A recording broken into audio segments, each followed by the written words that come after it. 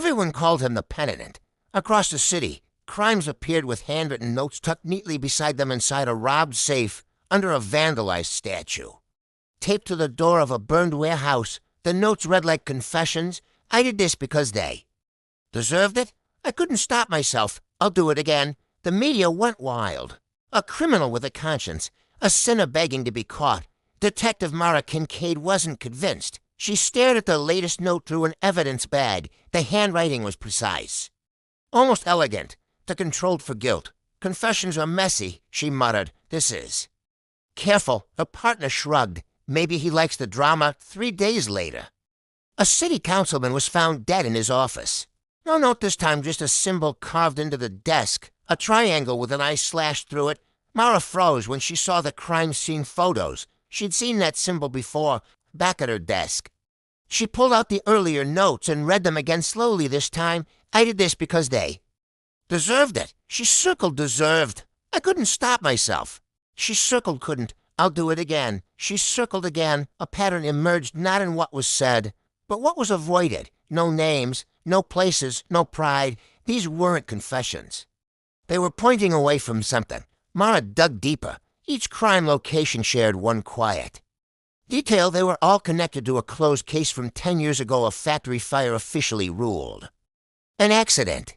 12 workers had died. No arrests, no follow-up. One survivor, Eli Rowan, a former accountant who vanished after testifying that safety reports had been falsified.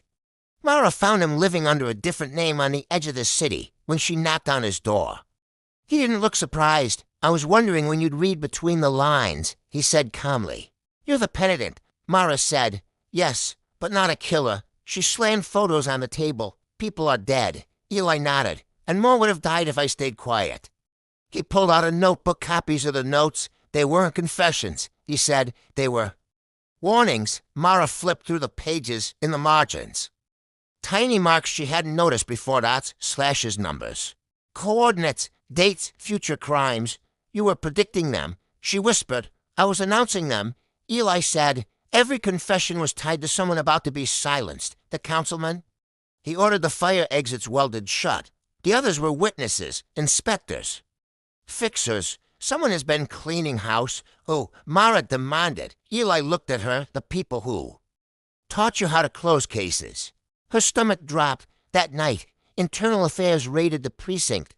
Two high-ranking officials were arrested. Evidence surfaced, bribes, altered reports, threats buried for years. Eli was taken into custody. Charged with vandalism and obstruction, the murders stopped at his sentencing. The judge asked him why he never went to the police. Eli smiled sadly. I did. 10 years ago, they taught me no one listens to warnings, only to confessions. As he was led away, Mara found one last note slipped into her coat pocket. You caught this one, watch the next. She folded it carefully. This time, she knew how to read it.